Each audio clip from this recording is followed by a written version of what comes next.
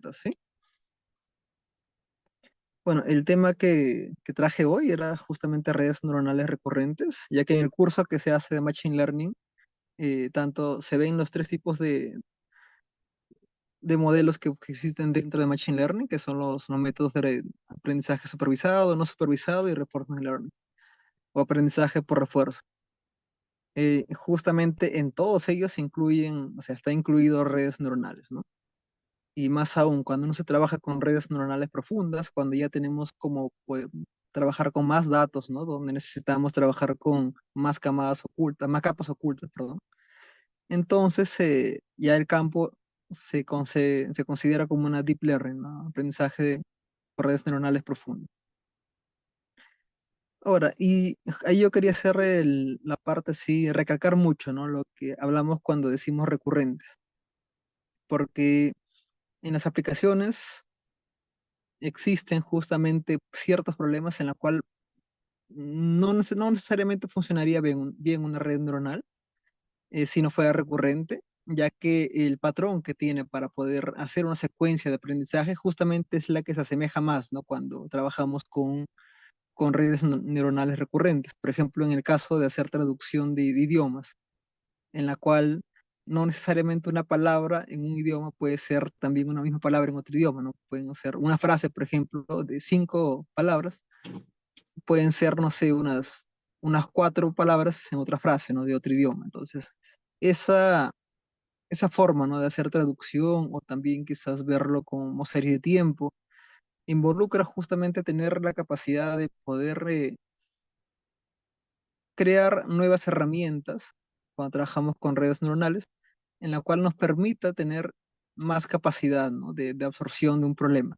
Y justamente los problemas de redes neuronales recurrentes se involucran mucho en esos tipos de problemas. Y más aún bueno, lo que voy a recalcar hoy en las aplicaciones que hice fue más redes neuronales recurrentes, pero el modelo de LSTM, ¿no? Que LSTM lo que hace es trabajar con una forma de eh, tener más acceso a la información que tenemos a lo largo del tiempo. Entonces, eso nos va a permitir a nosotros tener una mayor abstracción de resultados previos y al mismo tiempo considerar esos resultados como parte de nuestro aprendizaje también. Entonces, ese va a ser el objetivo, ¿no? En este caso, el día de hoy. Y ahora, ¿por qué elegí esto, no? Justamente en el curso de Machine Learning que yo dirijo, gran parte, pues, al momento de hacer el trabajo de redes neuronales, o el tema de redes neuronales, se involucra mucho, bueno, hay muchos detalles en algunas cosas matemáticas que quizás a mi punto de vista es muy interesante de percibir y de considerar también porque eso te va a permitir pues tener mayor acceso a tu análisis, ¿no? De un cierto problema. Entonces, y más aún, eso te puede generar también considerar un algoritmo de redes neuronales más exacto, ¿no? El problema que uno tiene. ¿Por qué? Porque no necesitamos a veces tener una deep learning, por ejemplo, cuando simplemente con una red neuronal simple, un perceptron, por ejemplo, resulta más fácil no atacar un problema. Entonces, para eso es muy importante a veces como que entender bien, ¿no? Qué cosa es una red neuronal y cómo es que funciona. Entonces, justamente, pasando aquí el slide, Machine Learning, ¿no? Involucra tres grandes campos, que es el aprendizaje supervisado, no supervisado y el de Reinforcement Learning. Ahora, en el aprendizaje supervisado, pues tanto los algoritmos que tenemos, ¿no? Como árbol de decisión, o también podemos tener bueno, el más simple, la regresión simple, la regresión lineal, la polinomial también. Ahí justamente involucramos también redes neuronales para hacer modelos de regresión. Regresión decimos cuando trabajamos más con lo que son datos continuos o tenemos resultados que son continuos. Otro viene a ser la clasificación. En este caso es más cuando ya trabajamos con ciertas clases, ¿no? Que uno puede identificar un patrón para nuestros datos. Y eso nos permite a nosotros tomarnos ciertos datos como parte de una clase. Igualmente, ahí podemos trabajar con ciertas redes neuronales que te permiten también, aparte de los modelos clásicos, ¿no? Que tenemos de árbol de decisión también, bueno, árboles aleatorios también, y o regresión logística, que también son un método para hacer clasificación. Entonces, todos esos métodos, aparte de esos métodos, también tenemos redes neuronales, ¿no? Y bueno, un tipo de red neuronal como que más específico para clasificación puede ser el método de redes neuronales convolucionales, ¿no? Que justamente se aplica también muchísimo a lo que viene a ser clasificación de imágenes, ¿no? Entonces, eso también es muy importante. Entonces, involucra redes neuronales dentro de aprendizaje no supervisado, perdón, aprendizaje supervisado para clasificación. Y el otro viene a ser Reinforcement Learning, ¿no? Ahora, Reinforcement Learning, eh, redes neuronales entraría más al momento de nosotros aplicar, porque recordemos, ¿no? Aprendizaje por refuerzo involucra crear una secuencia de pasos que te permita, bueno, a ti, en este caso estados, que le permita al algoritmo aprender en base a esas experiencias que va pasando por cada estado. Entonces, eh, para eso, si nosotros trabajamos con algunos algoritmos clásicos como Q-Learning o Sarsa, por ejemplo, lo que estamos haciendo en sí es generar memoria, ¿no? Al momento de hacer el código. Estamos generando memoria, estamos separando memoria tanto para el conjunto de estados como para el conjunto de acciones. Ahora, si tenemos problemas en la cual nuestro conjunto de estados y acciones es muy grande, o sea, no sé, imagínate el juego de, no sé, el de Pac-Man, por ejemplo, si quieres simular, trabajas con muchos estados y también al mismo tiempo acciones, bueno, que el algoritmo va a ir, ¿no? Más que todo estados, que puede ser inmenso. Y esto es perjudicial porque vas a generar memoria. Uno, la capacidad de memoria, ¿ok? Y el otro va a ser que quizás en 1 millón de entrenamientos que uno le genera, ¿no? A nuestro algoritmo, puede ser que no realice una buena aproximación de una función Q-valor, tanto para el par estado-acción que puede haber. O sea, porque puede ser que un estado-acción aparezca solamente una vez en todo tu 1 millón de posibilidades que tú le das, ¿no? Para que el algoritmo aprenda. Y eso también es perjudicial, ¿no? Entonces, ¿qué hacemos? Ahí es cuando involucramos redes neuronales para, bajo un conjunto, ¿no? Finito de pares, estados, acción, o sea, de un conjunto de secuencias de aprendizaje de nuestro algoritmo, nosotros podemos hacer una aproximación mediante redes neuronales para poder desarrollar o captar mejor, ¿no? Cuál va a ser su función valor para ese estado y esa acción.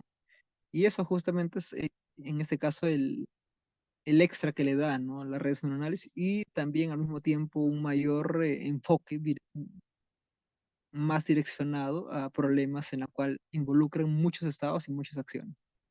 Entonces, eso de ahí también es muy importante, ¿no? Bueno, acá en la siguiente imagen que está a la derecha, justamente se puede ver la división que hay, ¿no? Tanto en aprendizaje supervisado como no supervisado y reinforcement learning. Dentro está lo que viene a ser deep learning, que es el campo en el cual hoy voy a involucrarme. Y bueno, y ahora, una red neuronal, pues en sí, lo que se buscó, ¿no? Desde el inicio en la parte, bueno, desde hace muchos años atrás, porque redes neuronales fue como un plus ya cuando la computación a nivel de memoria fue creciendo, ¿no? Y eso generó, pues, que las personas acumularan más experiencias, y entre comillas, acumularan el sentido de guardar información, ¿no? A nivel de espacio de cómputo. Entonces, y eso te generó a uno, o sea, al algoritmo, tener mayor capacidad de saber bajo la experiencia, ¿no? Que uno podía tener, o mediante datos pasados, ¿no? Porque cuando uno trabaja con redes neuronales, para hacer, por ejemplo, el aprendizaje supervisado, lo que hacemos es aproximarnos a unos datos que que hemos tenido anteriormente, ¿no? O sea, hacemos que el algoritmo aprenda en base a datos pasados para hacer, eh, para hacer predicciones para datos futuros. Ahora, el algoritmo que uno decida poner ya involucra también en gran parte a la forma que tiene nuestro problema, ¿no? Porque va a depender muchísimo también. Y no necesariamente todos los problemas necesitan trabajar con redes neuronales. Puede que sea bueno, puede que no. Y hoy, bueno, hoy intenté traer un problema así más que todo financiero, en lo cual el objetivo es discutir, ¿no? De por qué no, al momento de hacer predicciones en la bolsa de valores, por qué no o sea, ¿por qué es tan controversial eso de aplicar redes neuronales, ¿no? O sea, si es un modelo muy bueno, las redes neuronales es muy imponente, se puede decir, es un modelo muy imponente. Se puede decir que es una generalización de trabajar con árbol de decisión, más que aún con Random Forest también. Se puede decir que es un poco más amplio que eso, o sea, como que esos dos modelos o todo lo que involucra árboles, ¿no? Son como, se puede decir, una red neuronal más pequeña, algo así, pero al mismo tiempo, al ser mejor, entre comillas, no soluciona ciertos problemas, en el caso financiero, por ejemplo. O sea, donde podemos tener aproximaciones ciertas, sí, pero hasta ahora no hay un estudio así tan profundo en la cual, pues, eh, en la cual una red neuronal recurrente, un LSTM, por ejemplo, sea mucho más imponente que otros modelos, ¿no? Y eso es algo como que bien así, bueno, bien loco, ¿no? O sea, porque hasta qué punto, ¿no? O quizás falta algo ahí adicional, no sé. Tiene que haber ahí algo más, ¿no? En la cual podríamos generar más capacidad para hacer predicciones, por ejemplo. Pero bueno, red neuronal lo que hace, bueno, viene, ¿no? Del hecho de asemejarse a lo que viene a ser una neurona humana, en la cual las neuronas pasan información de una neurona a otra neurona. Y ahí fue pues que nace esta forma de matemática de aproximarnos a la forma neural y así en forma práctica diría que una red neuronal es sumas y una función, ¿no? De aplicar una función de activación en este caso a una suma lineal. Entonces, matemáticamente es bien simple el hecho. Y solo que esa cosa simple, que pareciera solamente sumas y aplicar una función, ha demostrado, ¿no? Que es muy importante en muchas aplicaciones.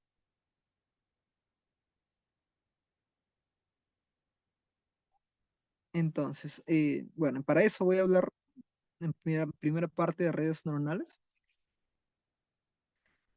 Bueno, una red neuronal, la forma como se clasifica está dado por lo que viene a ser la capa de entradas.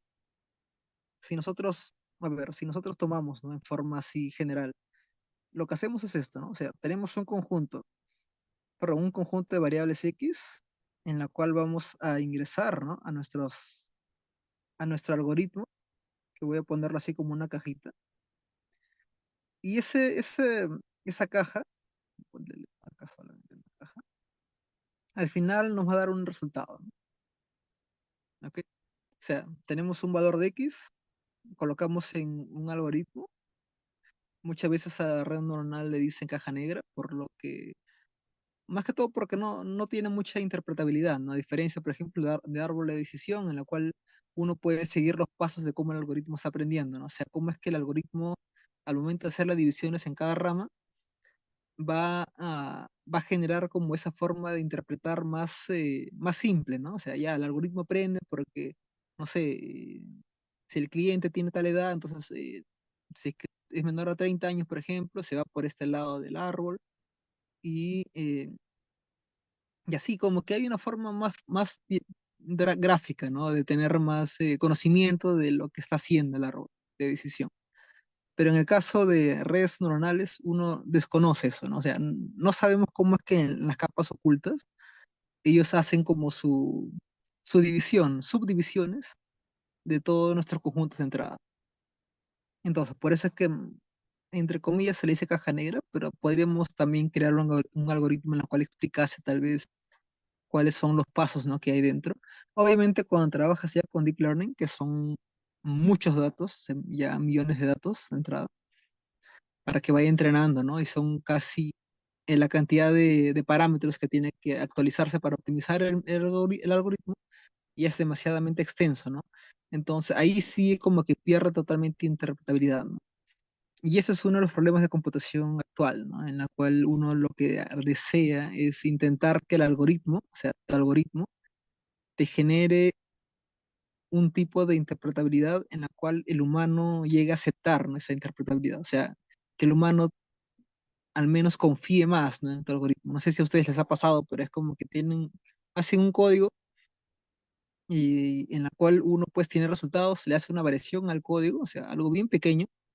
No sé, por ejemplo, cambiar nada más tu función, por ejemplo, bueno, en este caso de reformular, cambias tu función de recompensa y ya tu algoritmo te manda otros resultados y uno pues como si se queda así como que, o sea, es bueno, pero ahora no sé por qué, ¿no? O sea, ¿por qué hacer mi cambio en la cual, en mi definición de mi función de recompensa, al hacer un pequeño cambio nada más en la dirección que me da mi modelo, ¿por qué me da otro resultado, ¿no? Y quizás un resultado que a simple vista puede ser mejor, pero uno dice, pero no sé si me convenzo o no tanto, ¿no? Y eso muchas veces se hace para los clientes, hace pues que no trabajen con modelos que sean más simples, ¿no? Por ejemplo, una regresión lineal o una polinomial en la cual gráficamente uno puede tener pues una secuencia de pasos que el cliente o la persona que va a ver tu modelo va a aceptar más fácilmente, ¿no? Entonces, ese problema justamente de intentar hacer que tu modelo explique mejor e interprete mejor para las personas, pues, los humanos, ese es un problema que se llama de interpretabilidad, ¿no? Que hay actualmente en los modelos de Machine Learning. Bueno, entonces nosotros, como estaba diciendo, nosotros damos un valor de entrada, colocamos a nuestro algoritmo, que lo he puesto como una caja, bueno, no sé si llamarlo negro, solamente voy a llamarlo caja, y esto nos da un valor final, un y, ¿no? Y este y puede que sí o puede que no, pero la idea es que se aproxime, ¿no? A un valor real y, que eso es lo óptimo, ¿no? O sea, lo óptimo sería que al momento de nosotros, ¿no? Trabajar ahora con variables, x sub y que te den resultados y sub i, de tal forma que tu algoritmo de tu caja aprenda a encontrar una relación matemática que asemeje, ¿no? Cuando uno ya tiene nuevos datos, si ahora yo tengo un x sub i, un nuevo dato, si yo lo involucro en mi algoritmo, este algoritmo tiene que ser bien próximo a este i, ¿no? A este resultado final, a este. Entonces, esa es la idea, ¿no? Ahora, ¿cómo lo hace? Eso es lo que vamos a ver ahora, ¿no? Bueno, aquí ya se puede ver un poco más cómo vamos a trabajar con la parte de redes neuronales. Entonces, nosotros tenemos un input que viene a ser nuestras variables de entrada. Esta variable de entrada, bueno, y el output que va a ser nuestra variable de salida, ¿no? Entonces, colocamos un conjunto de variables de entrada X y tenemos salida is, o Y, bueno, o yes. Los W van a ser las conexiones que hay entre las neuronas, ¿no? Esta va a ser nuestra neurona de entrada, neurona de salida, y esto viene a ser nuestras capas ocultas. Las capas ocultas lo que hace es particionar nuestros conjuntos de entrada, hacer subdivisiones o subclasificaciones, de tal forma que obtenga características propias de cada neurona. Por ejemplo, ¿no? Si nosotros simplemente tenemos dos valores de entrada, ¿no? Y aquí tenemos una variable, por ejemplo, bueno, variables de entrada x sub 1, x sub 2, voy a ponerlo aquí, en la cual esto da información, ¿no? A cada neurona, y aquí igualmente a la siguiente capa. Ponte que mi x sub 1 sea, no sé, si queremos hacer predicciones, por ejemplo, de precio de una casa, ¿no? Si hacemos, por ejemplo, x sub 1 que sea, no sé, número de cuartos, por ejemplo, y x sub 2 sea el tamaño del terreno, por ejemplo, en la cual el algoritmo, o sea, simplemente nosotros al colocar esas dos variables y colocarle, por ejemplo, aquí más camadas, ¿no? No sé, el algoritmo en tu siguiente capa de neurona puede meterle una característica ahí que saca que sub 3, tal que esa característica sea, no sé, de una forma que diga, no sé, que saque alguna relación entre el número de cuartos y tamaño de la casa y que te diga, no sé cuántas número de cocinas tiene, por ejemplo, ¿no? Puede ser, no sé. O sea, el algoritmo, y eso es lo interesante, ¿no? ¿Por qué? Porque las características que en las capas ocultas ocurre dentro de Deep Learning, el algoritmo aprende a considerarlas. ¿Cómo lo hace? O sea, eso es lo interesante. O sea, ¿cómo lo hace? Podemos tomar quizás importancias, calcular la importancia de los pesos que hay en cada variable que nosotros vamos ingresando inicialmente. Hay algoritmos en los cuales uno te permite justamente calcular esas importancias en las variables y con esas importancias quizás calcular relaciones, ¿no? Que uno pueda explicar del por qué esta variable X3 puede considerarse como el número de cocinas, ¿no? Eso es como que quizás una característica en la cual sí podemos llegar a interpretar, o sea, a llegar a calcular cuál va a ser tu aproximación, ¿no? Que va a tener cada neurona y la importancia quizás de cada neurona interna. Pero es más que todo para un problema de interpretabilidad, ¿no? O sea, va más que todo para eso. Para en el caso de solucionar problemas, simplemente lo que necesitamos es trabajar con las capas ocultas y entender cómo es que el algoritmo aprende, ¿no? Y vamos a ir paso a paso, ¿no? En primer lugar. Bueno, entonces, yo lo que estaba intentando aquí, un ratito. Ok. Ahora, ¿cómo es que el algoritmo bueno, de una red neuronal aprende, ¿no? Nosotros tenemos, ¿no? Las capas, las capas de entrada, X sub 0, X sub 1, X sub n, y tenemos capas ocultas, ¿no? Y nuestras variables de salida. Nosotros lo que vamos a hacer es darle pesos, ¿no? De conexión, que se llama. Pesos de conexión que hay entre entre las neuronas. W sub 1, 1, W sub 1, 2, y así. Y cómo es que se va a calcular justamente cada peso de cada neurona, ¿no? Y para eso yo he hecho acá como un ejemplo, bien simple, así que no va a ser bien rápido esa parte de acá. Imagínense, ¿no? Que tenemos, aquí voy a escribir, imagínense que tenemos X sub 1 y X sub 2, solamente dos variables. ¿Ok? Estas son variables de entrada en la cual van a conectarse igualmente con dos neuronas en la capa oculta. ¿Ok? Voy a llamar 1, 1, esta es la capa oculta 1, y este es I, 2, 1, igualmente en la capa oculta 1. ¿Ok? Bueno, si está así, quizás así sea mejor. Y ambas van a simplemente conectarse con una capa final, que la voy a llamar simplemente de I sub 1. ¿Ok? Excelente. Y lo que voy a hacer es llamarle ahora los pesos, ¿no? Como esta es mi neurona I sub 1 en la capa 1, voy a considerar mi peso aquí, 1, 1, y aquí sería el peso, sería 2, 2. ¿Ok? Entonces acá me faltan dos conexiones más, ¿no? Que vendría a ser esta y esta de aquí. Entonces, esta de acá vendría a ser W, 2, 1, 1, y esta de acá W, 1, 2, 1. Bueno, acá igualmente voy a llamar W 1, 1 y W 1, 2, y esta es mi segunda capa. ¿Ok? Ahora, es interesante, ¿por qué? Porque lo que hacemos es justamente en redes neuronales, lo que se hace es dar una neurona más que sirva como si fuera una función de Bayes, ¿no? ¿Qué es esto? Es quitar un poco la parte lineal o sea, es como darle una afinidad a nuestro modelo para crear lo que hacemos es crear una variable independiente, ¿no? En la cual la voy a llamar aquí simplemente W10, 1, y este la voy a llamar W102. ¿Ok? Entonces, ahora, esto de acá, más que todo va a ir, bueno, en esta parte de aquí voy a escribirlo. Entonces, miren, va a ser bien simple así. Voy a hacer I sub 1 va a ser igual a la aplicación de una función, pero de una suma.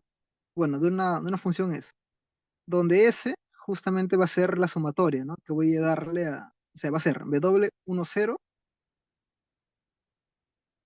más W11 al cuadrado, bueno, perdón, al cuadrado no, es variable 2 por el I11 y más el W12 del I21. O sea, va a ser el peso, la multiplicación de W por el valor que tiene esta neurona. Igualmente, acá el peso W122 multiplicado por el valor que tiene la neurona de la capa anterior, ¿no? Entonces, acá la idea es que se relaciona justamente esta suma, ¿no? Con esto de aquí. O sea, eso va a ser mi función f de 1. Y de la misma forma se va a considerar los otros pesos, ¿no? O sea, por ejemplo, acá voy a hacerlo un poco más pequeñito aquí, tal vez. Simplemente voy a colocar aquí las ecuaciones, ¿ok? Miren, I11 va a ser igual. Mi función f evaluada en el peso de W sub 0, pero 101 más W11 x1 más W12 x2. Y el último, o sea, la última ecuación que voy a tener, simplemente va a ser el y21, va a ser f igualmente, de W201 más W de 211 x1 más W de 221 x2.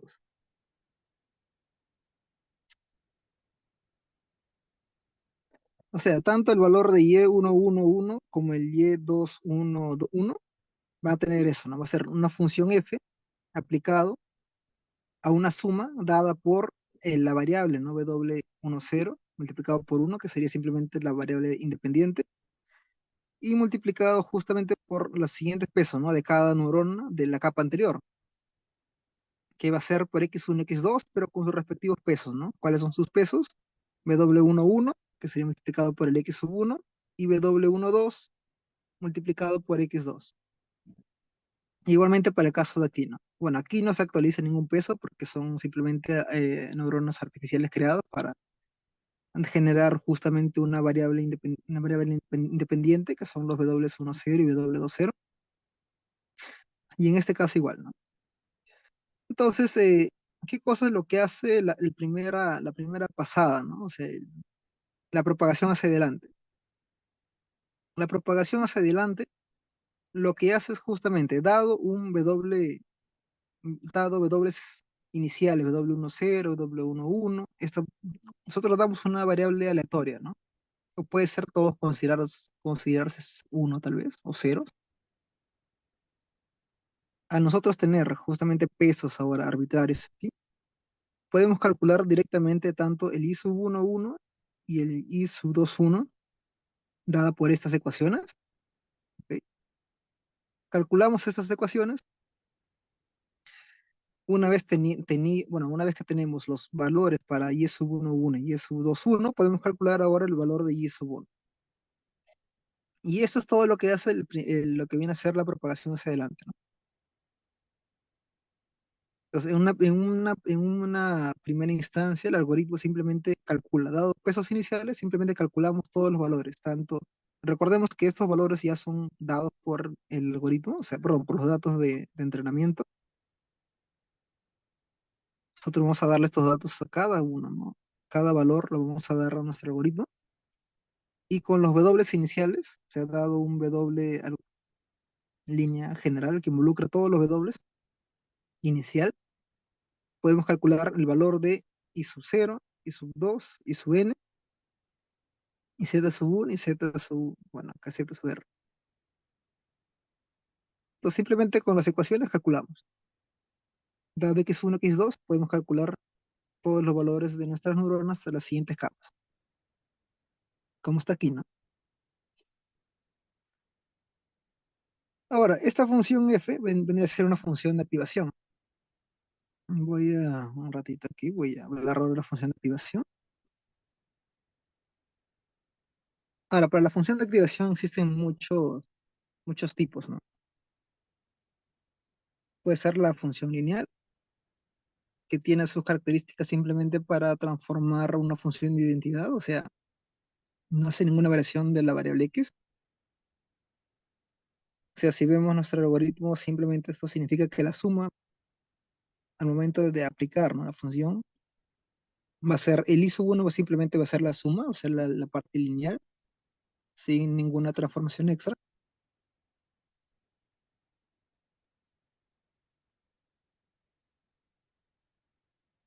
Otra función de activación, tenemos la función de paso unitario, que es darle 1 y 0.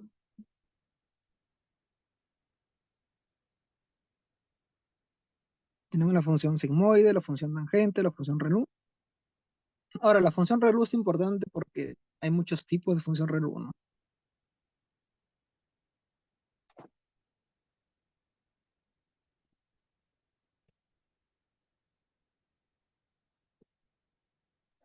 Bueno, a ver,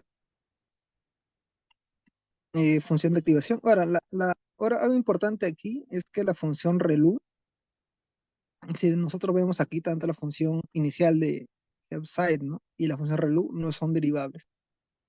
Y eso va a ser una complicación, como vamos a ver de aquí más adelante, porque justamente al momento de hacer aprendizaje de nuestra red neuronal, nosotros vamos a pedir vamos a pedir la derivada, ¿no?, de la función activación. Y para eso se ha creado algunas variaciones de la función ReLU, como es la liquid ReLU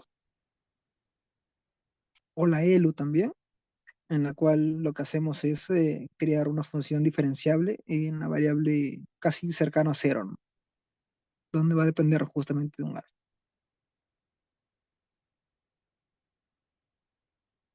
Entonces, existen también para cada problema una función de activación. Si queremos, por ejemplo, mantener la linealidad, trabajamos con la función de activación lineal.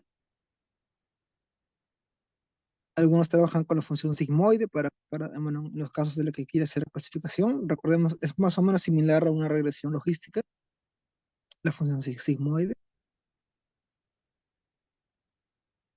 Y lo que sí he visto muchas veces que se aplica es la función ReLU.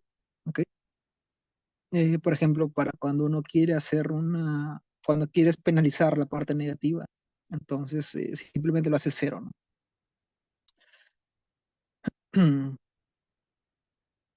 Y bueno, para la parte del aprendizaje, lo que hacemos es el gradiente descendiente. El gradiente descendiente, bueno, acá puede ver el algoritmo, pero bueno, independientemente del algoritmo, un poco para entender qué cosa es lo que hacemos aquí, sería así, ¿no? Imagínense, ¿no? Nosotros tenemos una función f evaluada en un x sub 0, ¿ok?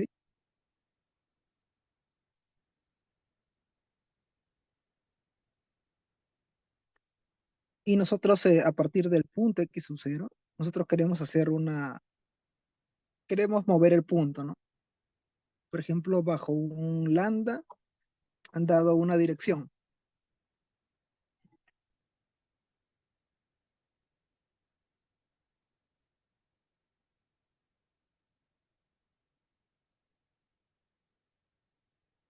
¿ok? O sea,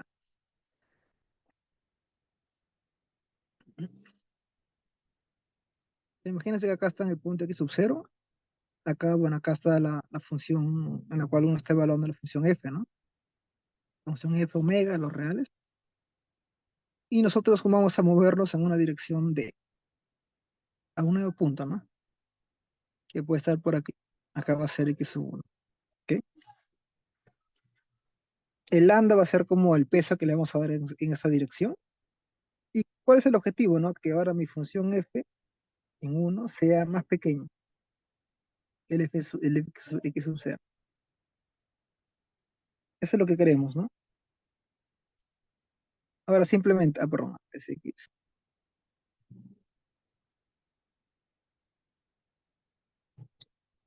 Simplemente al reemplazarnos a nuestra función f de x tenemos, ¿no? Sería x sub 0 más un lambda por d menor que el f de x sub 0. Esto bueno, por definición de la aproximación de la derivada, tenemos que va a ser f de x sub 0 más la derivada, ¿no? Que hay en f de x sub 0 multiplicado por la diferencia que hay entre este punto x sub 1 menos x sub 0, que sería simplemente por el lambda, bueno, acá traspuesto, por lambda por d. Y esto va a ser menor o igual, voy a ponerlo como menor o igual a el x sub 0. ¿Ok? Entonces acá simplemente eliminamos. Ahora, si queremos que el lambda sea positivo, ¿ok? Si lambda obviamente es positivo, entonces acá tendríamos, ¿no? Que la gradiente de la función f en x sub 0 traspuesta con d o producto interno con nuestra dirección d tiene que ser menor o igual a cero.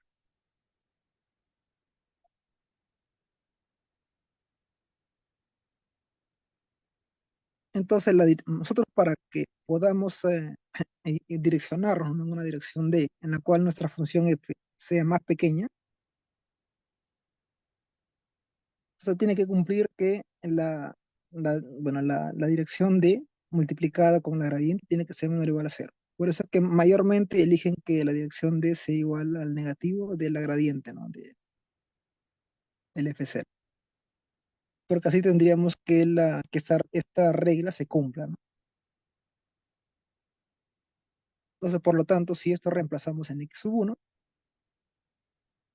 sería simplemente x sub 1 va a ser x sub 0 más el lambda por d. Simplemente reemplazando el d sería menos lambda por la gradiente del f sub 0, ¿no?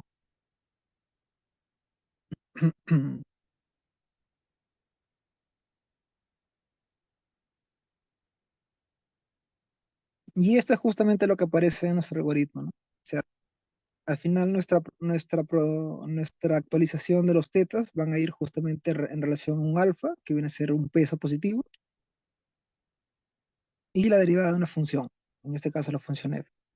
Por eso que la función f va a irse en dirección en la cual el f va disminuyendo.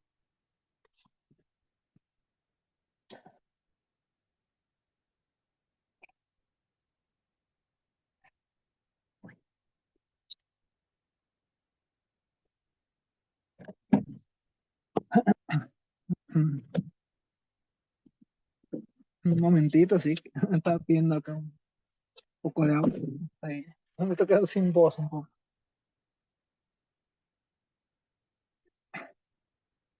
Que ahora estoy un poco con la altura. Me parece que me está quedando un poco sin aire, ¿no?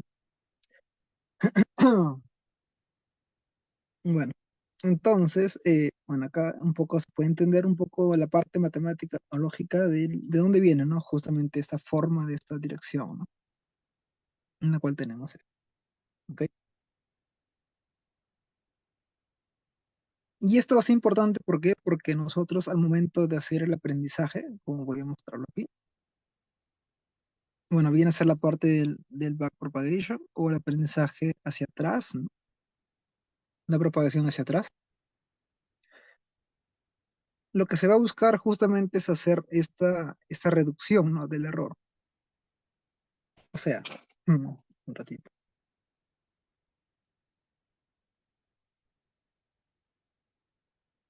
O sea, de aquí de mi algoritmo, ¿no? Imagínense, esto viene a ser mi algoritmo. Ok, voy a copiar un rato todo esto.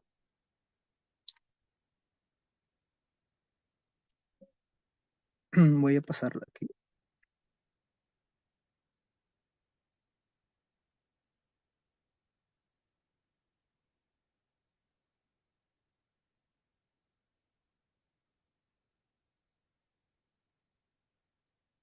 Ya, o sea, aquí. Ahora sí. Ahora, imagínense, ¿no? Ya, bueno, yo había dicho, ¿no? Que lo que necesitaba era estas ecuaciones, ¿no? Vale. Mm,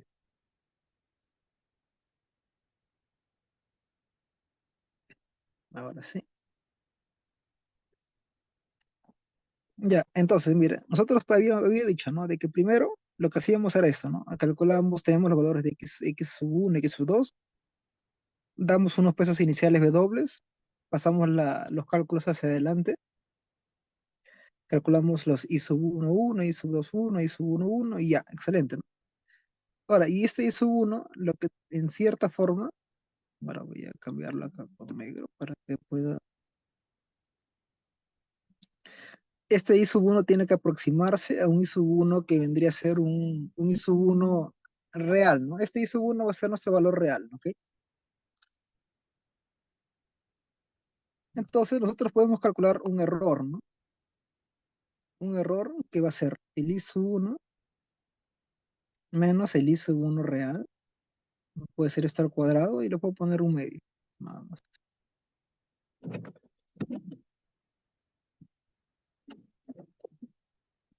Entonces, ahora sí. Pero un poco de agua, por favor.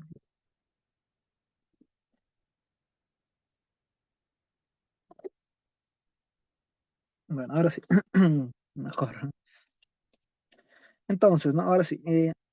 Tengo el error igual a un medio por I sub 1 menos I sub 1, ¿no? Entonces, esto vendría a ser mi error, ¿no? Y la idea es lo que se busca es que esta función error, que la podemos tomar como una, o sea, este error podría yo llamarlo como una función f dado justamente a los I sub 1, ¿ok? Puede ser así.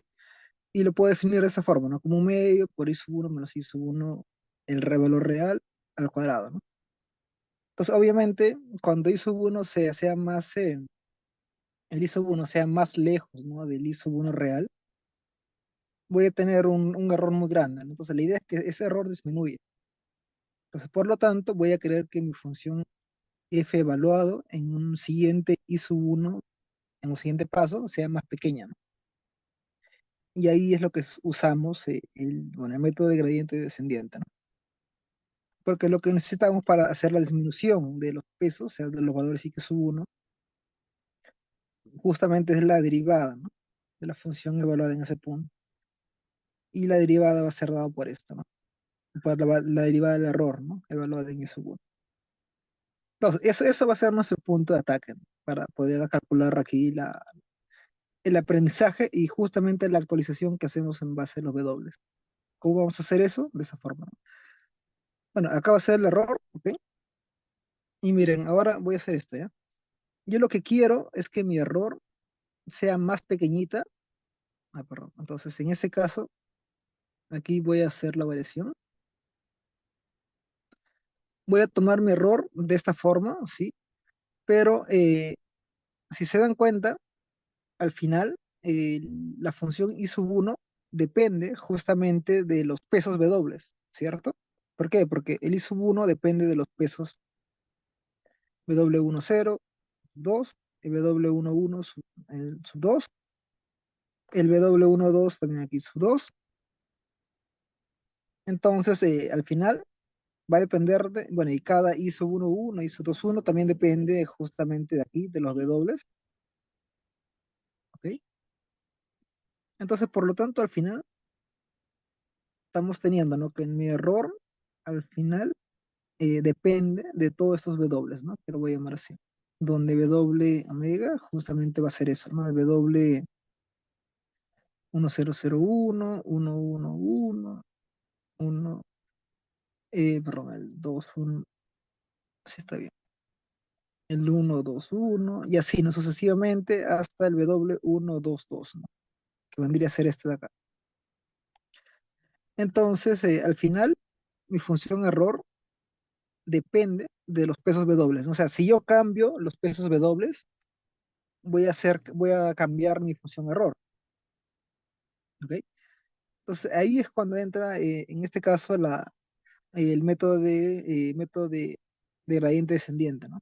¿Por qué? Porque yo voy a tratar ahora de calcular qué cosa. Recordemos que era la derivada en base a la función, en este caso dado por la variable x. Mis variables aquí van a ser los pesos W. ¿Por qué? Porque los x sub 1 simplemente son datos de entrada fijos, entonces lo que varía simplemente son los pesos W. Por lo tanto, al final lo que quiero es esto, ¿no? Calcular la derivada del error, ¿sí? Respecto a cada uno, ¿no? Por ejemplo, si yo quiero calcular ahora la derivada del error respecto al W112 en nuestra imagen, esto que vendría a ser igual, ¿no? Puede ser la derivada del error respecto a mi variable i sub 1, pero la derivada de i sub 1 simplemente es ahora es la suma, ¿no? Que vendría a ser el s sub 1, como está aquí, y al final s sub 1 respecto al peso W, que vendría a ser W11. Ahora, este error respecto a la variable i sub 1, esto se puede calcular fácilmente de aquí, donde se tiene que la derivada del error respecto de i sub 1 no es más que el mismo i sub 1, ¿no? Sería simplemente 2, se elimina con el 2 y sería simplemente i sub 1. Eso por lo tanto sería i sub 1. La derivada de i sub 1 respecto a s sub 1 simplemente sería la derivada de la función de activación evaluada en el punto s sub 1. Y la derivada de s sub 1 respecto al peso W sub 1, 1, si nosotros vemos aquí en esta suma, derivando ahora la función error, bueno, perdón, la derivada de la función suma, que vendría a ser esta suma, respecto a W11, simplemente sería el valor de I111, ¿no? O sea, sería aquí I111. O sea, porque aquí acompaña, ¿no? W112, que sería obviamente hacer la derivada, acompaña simplemente el valor de I11. Ahora, si nosotros analizamos esto que tenemos, ¿no? Si nosotros analizamos el error, o sea, la diferencia cuadrática entre I sub 1 y el I sub 1 real y el I sub 1 aproximado, derivando respecto a este peso, simplemente depende de qué cosa, del valor que tenía el I sub 1, o sea, de la neurona anterior, depende de la derivada de la función de activación y depende de la derivada de la neurona también anterior, o sea, depende de los valores de las neuronas conectadas, ¿no? El error. Entonces, por lo tanto, si nosotros ya tenemos cuánto vale I sub 1, podemos calcular esa variación de este error y podemos hacer la aproximación, ¿no? De W11 va a ser entonces, a un siguiente paso va a ser W11 al cuadrado menos un lambda multiplicado por I sub 1 por la derivada de f de I sub 1 y por el I de 111. ¿Ok? Entonces, esto vendría a ser la aproximación que se le da a la actualización que se le da al peso W, ¿no? Con esta actualización estamos ya en base a lo demostrado anteriormente, al hacer esta actualización, pasar de x sub 0 a x sub 1, lo que estamos haciendo es que el f de x sub 1 ahora sea menor o igual que el f del x sub 0. O sea, lo que hacemos es que simplemente al hacer esta actualización del W para mi red neuronal, estamos haciendo que mi función error sea más pequeña. Y eso es lo que se busca, ¿no? Eso es lo que se quiere. Entonces, igualmente esto se hace para, si queremos actualizar el peso ahora de mi siguiente variable, eso ya lo dejo a ustedes como tarea, se puede hacer. Pero ¿qué pasa si queremos, por ejemplo, calcular el error ya no de una neurona aquí, ¿no? Próxima, sino, por ejemplo, colocarle el W111, ¿no? O sea, ahora, el W de la derivada respecto al W111, ¿no? Igualmente, ¿no? Si queremos ahora o sea, si nosotros queremos ahora calcular la derivada del error, pero respecto a esta neurona, ¿no? Perdón, quería decir respecto a este peso. Igualmente, no vendría a ser la derivada del error respecto a I sub 1. Esto simplemente es por la regla de la cadena, ¿ok? Derivada de I sub 1 respecto a S sub 1, que acá no cambia nada. La derivada, aquí sí cambiaría, ¿no? ¿Por qué? Porque ahora S1, o sea, la suma que está dada que pasa de esta capa oculta a la capa de salida, ya no voy a considerarlo respecto al W. ¿Por qué? Porque el W me afecta justamente a un paso antes, ¿no? Entonces lo que hago es calcularlo respecto a mi variable I, que sería el I11, o sea, la neurona que está conectada con ese W, ¿no? Que sería I111. Igualmente ahora derivada de I111 respecto al S, que puedo llamar así. Y ahora sí, ¿no? A la función S respecto al peso W1. ¿Cuál vendría a ser el S111? Sería simplemente este valor de aquí, ¿no? Vendría a ser esto de aquí, ¿no? Esta suma. ¿Ok? Esa suma interna que está aquí vendría a ser el S111. ¿Ok? Entonces, igualmente, ¿no? Acá no cambia nada, simplemente sería el valor de I sub 1, acá la derivada respecto al S sub 1, y aquí simplemente quedaría, aquí sería interesante, ¿no? ¿Por qué? Porque sería S1 respecto a o sea, sería de S1 respecto ahora a la variable I111, ya no a W, sino 111, sería simplemente entonces W112, ¿no? Sería W112. O sea, para actualizar entonces mi W111, o sea, de una camada anterior, necesito cuál es el W de la camada siguiente, que conecta a la neurona final, ¿no? Entonces acá vendría a ser justamente eso. La derivada de I11 simplemente es la derivada de la función de activación, ahora en el peso de la suma de la capa anterior. Y aquí sería, ahora sí, ¿no? Aquí esta derivada de ese 111 respecto a W111. O sea, respecto a esto sería simplemente el valor de X sub 1. O sea, y X sub 1 vendría a ser a mi entrada inicial, ¿no? Mi valor inicial. Entonces, al final, esto vendría a ser, ¿no? Lo que se conoce como, se vendría a ser la derivada del error. Y de igual forma, nosotros podemos, en base a esto, ahora sí aproximar, ¿no? Este peso va a ser ahora aproximado al W111 menos un lambda y multiplicado por esos valores, ¿no? Que tendría que ser el I11, la derivada de S1, W112. El W112 está aquí, entonces, y eso ya también está calculado, o sea, si se dan cuenta, calculamos los W de atrás hacia adelante, ¿no? Por eso que se llama backpropagation. Y bueno, más. Aquí ahora la derivada del S111 y acá el X sub 2. No, perdón, y acá el X sub 1. Entonces, ahora sí tenemos la actualización para, eh, para el W111. Entonces, si se dan cuenta, ¿qué estamos haciendo, no? Aquí. Hasta ahorita hemos tenido simplemente la actualización para estas dos pesos, ¿no? W1 y W12. Para ambos tenemos la actualización que depende justamente de los valores que tiene cada neurona, que hayan las conexiones, ¿no? En este caso X sub 1, Y111 y Y1, Y sub 1. O esos valores podemos calcular la actualización del W112 y también la actualización del W111. Y ahora, igualmente, con estos mismos cálculos, o sea, de la misma forma matemática y lógica en este caso, se puede hacer la secuencia para todos los pesos de W, ¿no? Y por lo que habíamos visto anteriormente, o sea, para todos, y lo que habíamos visto anteriormente, mediante el método de gradiente descendiente, lo que estamos haciendo al final es hacer justamente una disminución, ¿no? Del valor del F. O sea, ¿y cuál es mi función valor de F? Tendría que ser el error, ¿no? Entonces, al final estamos como que con estas actualizaciones de aquí, estamos disminuyendo mi función error. Y eso es lo que se busca, ¿no? Entonces, el algoritmo, por eso que se le llama propagation, ¿por qué? Porque el algoritmo va a ser un aprendizaje hacia atrás, ¿no?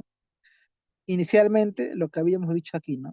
Habíamos dicho que el algoritmo hace una propagación hacia adelante, actualizando los valores de x sub 1, x sub 2, actualiza todos los valores de x sub 1, x sub 2, con unos W iniciales fijos, cualquiera, uno puede darle valor inicial cualquiera.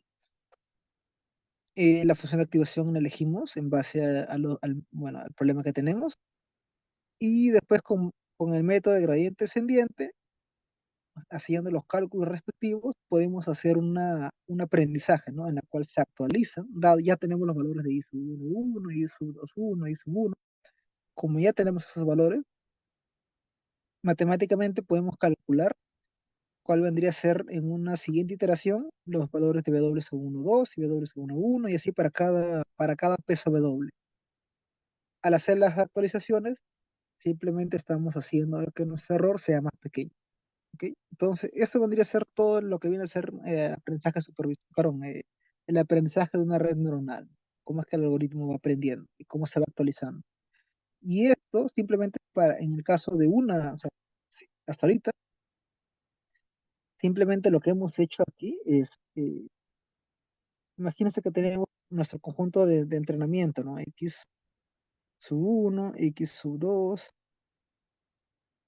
X sub n, por ejemplo, n conjunto donde cada X sub i va a ser justamente cada valor de entrada, ¿no?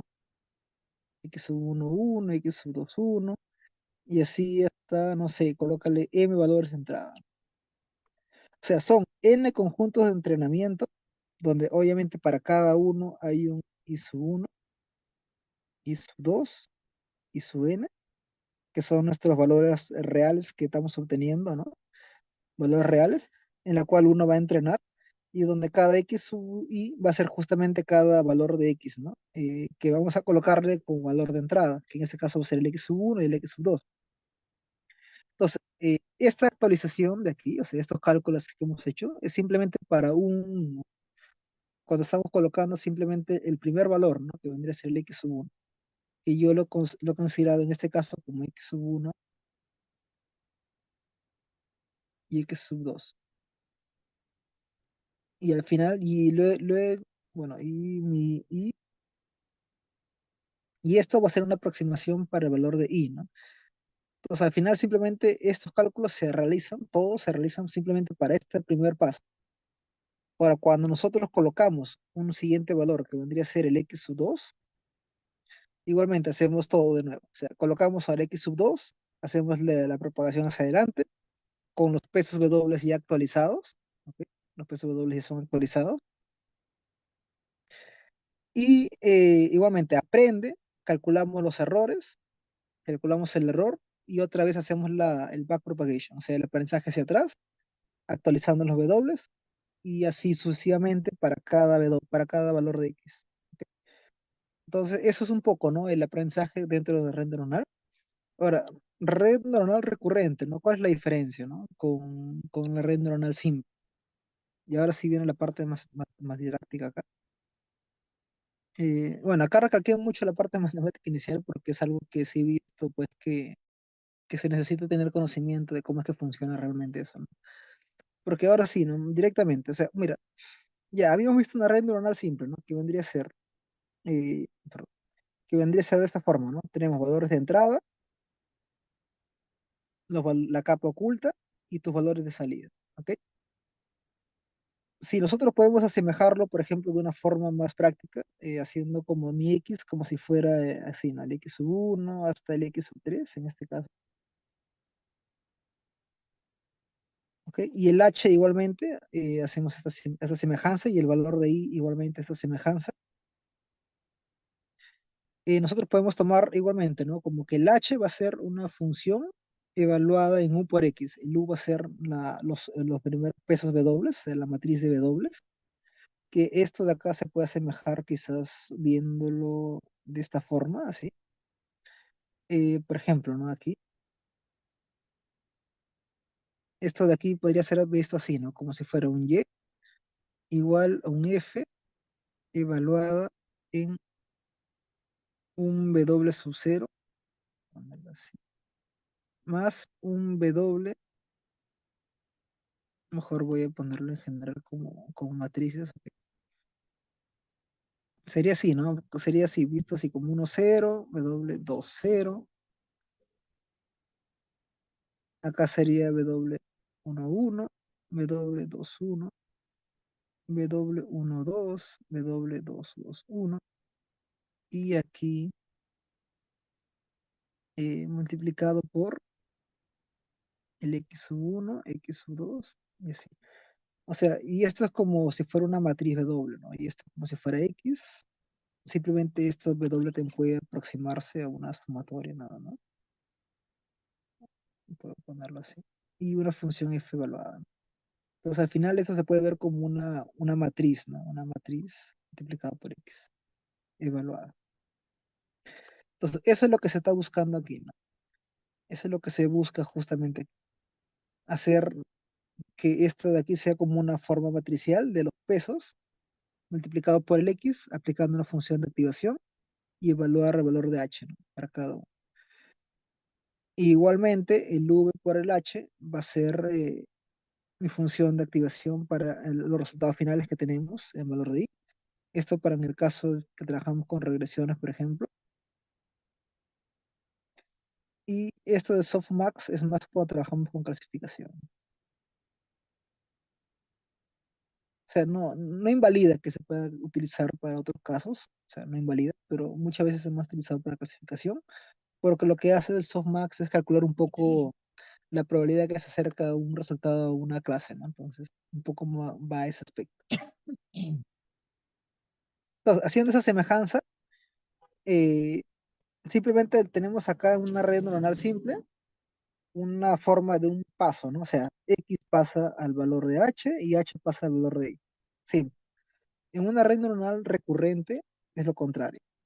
Tenemos el valor de X, aplicas una función U, ¿ok? O sea, va de X, va a U, calculas el valor de H, pero H depende no solamente de tu función U por X, que está aquí, sino también depende de un peso W, pero de un H anterior, ¿ok?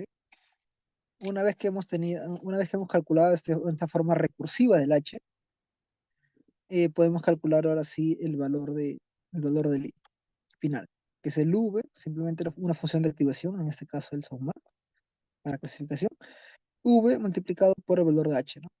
Ahora, se puede ver quizás de esta forma, que es más directa. Esta forma recurrente, esto sería así, ¿no? A partir de un H sub cero inicial, que mayormente se le considera, se le conoce como, se le puede llamar así como una información inicial.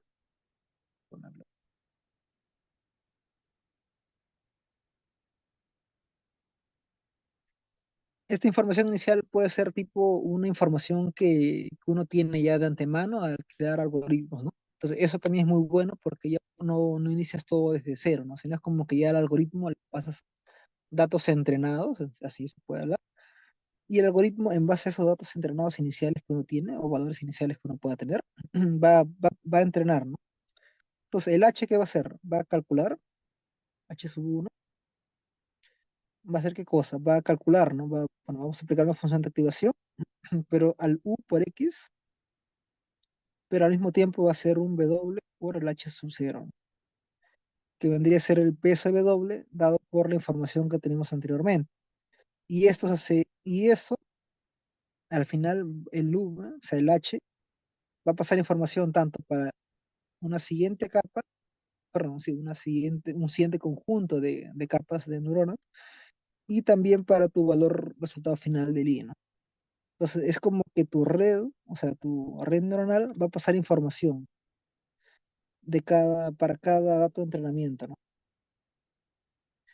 Entonces, es muy diferente a una red neuronal simple, ¿no? Porque una red neuronal simple, simplemente lo que hacemos es esto, ¿no? O sea, ya, tenemos X sub 1, trabajamos con mi red neuronal y acá, por ejemplo, está el valor de U, acá el valor de V. Ahí voy a un poco achicar esto porque está muy grande. Ahora sí. Entonces, ya acá el valor de I, ¿no? O sea, tienes X sub 1, tienes el valor de U, acá está el valor de H y reemplaza, ¿no? Ahora, en un siguiente entrenamiento, acá tienes el valor de U, tienes X sub 2, acá tienes el valor de H, acá el valor de V y acá el valor de I sub 2. Y así para cada, en este caso, hasta el final de tu conjunto de entrenamientos, ¿no? Vamos a tener un conjunto de resultados así en general, ¿no? Esto sería el caso de una red neuronal simple. pasamos datos de entrenamiento x sub 1, x sub 2, hasta x sub n, y al final lo que se busca es que estos pesos u y w se actualicen, ¿no? Se actualicen de tal forma de que mi i sub 1, i sub 2, i sub n sea próximo a un resultado real, ¿no? O sea, que se aproxima a un resultado real. Con el backpropagation, justamente hacemos que estos de aquí sean aproximados, ¿no? O sea, al menos que el error sea mínimo, ¿no? Pero una red neuronal recurrente no. Lo que hace es pasar información aparte, entre un conjunto de entrenamientos a otro conjunto de entrenamiento, para cada punto, ¿no? De entrenamiento X. Entonces, eso es importante, ¿no? ¿Por qué? Porque estás pasando información de una camada a otra. O sea, el algoritmo va a aprender también de tu entrenamiento anterior. Entonces, eso como que le da una visión diferente, ¿no? Al modelo. Y bueno, aplicaciones que hay muchas. Una de estas esta es la 1.1, o sea, tenemos el valor de X, que da un valor de Y simple. Tenemos otro caso en el cual, dado un valor X, podemos tener, bueno, acá voy a ponerle X sub 1, Y sub 1, o sea, dado el valor de X sub 1, nosotros podemos tener el valor de Y sub 1, Y sub 2, Y sub 3, o sea, ya tenemos como que más datos para justamente aproximar. Solamente colocando un valor de entrada podemos generar tres valores de entrada, perdón, de salida. ¿Ok? Hay otro caso que tengas X sub 1, X sub 2, X sub 3 y te da un valor de Y sub 1. ¿Ok? Y eso también es otra aplicación en la cual podría generar, no sé, algún tipo de, no sé, análisis de sensibilidad, por ejemplo, ¿no? En la cual uno puede más o menos hacer esta aproximación, donde no necesitamos resultados anteriores, solamente cuando trabajamos con varios datos de entrenamiento, tener un valor final. Y esto de acá que viene a ser para la parte de traducción, tal vez. Tenemos X sub 1, X sub 2, X sub 3 y tenemos igualmente Y sub 1, Y sub 2, Y sub 3, pero a futuro, ¿no? Entonces imagínense al momento de hacer traducción de idiomas, ¿no? O al momento de hacer entablar una conversación, tal vez con, no sé, con el chat GPT, por ejemplo, en la cual uno le da una frase. Entonces el algoritmo como que puede hacer una traducción o una conclusión, igualmente va a ser por frases, pero esa frase no solamente va a depender de tu última frase que tú has dado, ¿no? Para que el algoritmo encuentre una aproximación, sino que va a depender también de las frases anteriores que tú has dado para darle sentido justamente a lo que va a darte como resultado, ¿no? Ese es otro. Y el otro es de, bueno, varios con varios, que puede ser X1, X2, X3, y acá Y sub 1, Y sub 2, Y 3. Entonces, estos, si es que nosotros, por ejemplo, elimináramos aquí estas dos, simplemente sería una red neuronal simple. Pero como no, entonces cuando pasa información de una camada o de un conjunto de capas a otra, se pasa información también de resultados, ¿no? Que puede haber entre unas y otras. Bueno, hay algunas aplicaciones que puede ver, procesamiento de lenguaje natural, reconocimiento de voz, generación de música, y que se está usando justamente actualmente, que hay en varias aplicaciones, procesamiento de video, para encontrar, bueno, es que también aparte se puede hacer se puede hacer una mezcla, ¿no? De redes neuronales recurrentes con redes neuronales convolucionales. Y bueno, acá hay unas ventajas bueno, la ventaja principal es la memoria temporal y también la adaptabilidad para ciertos problemas en la cual uno realmente requiere información pasada. Por ejemplo, en el caso de series en serie de tiempo, bolsa de valores, por ejemplo, que uno quiere calcular el precio de una acción, en la cual depende, en cierta forma, depende, ¿no? Tenemos que tener información, por ejemplo, de cómo fue la variación del precio, no sé, hace un mes.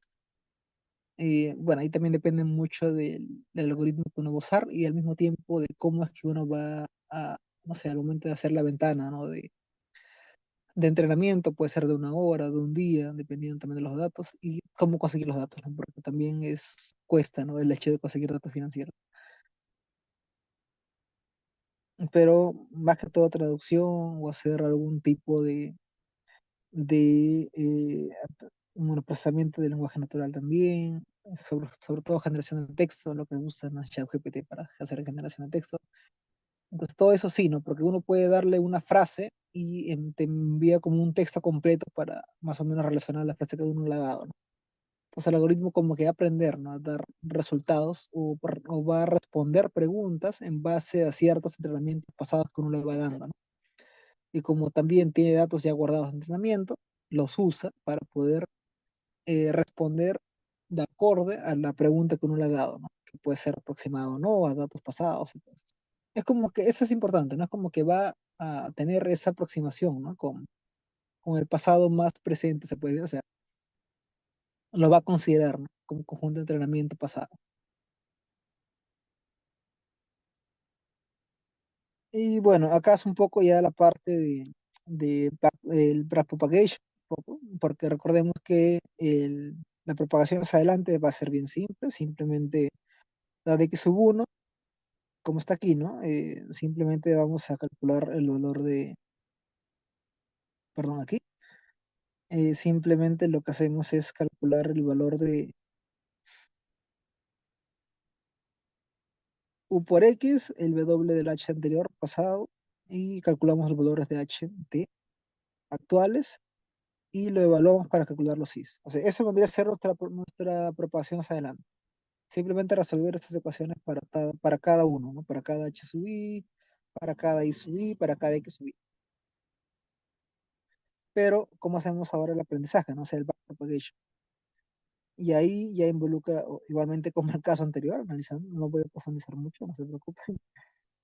Acá, igualmente, no va a ser así. El error va a ir de acuerdo a cada valor. Si queremos, por ejemplo, aproximarlo en base a cada su U, o sea, acá va a ser el valor de U y acá el valor de U.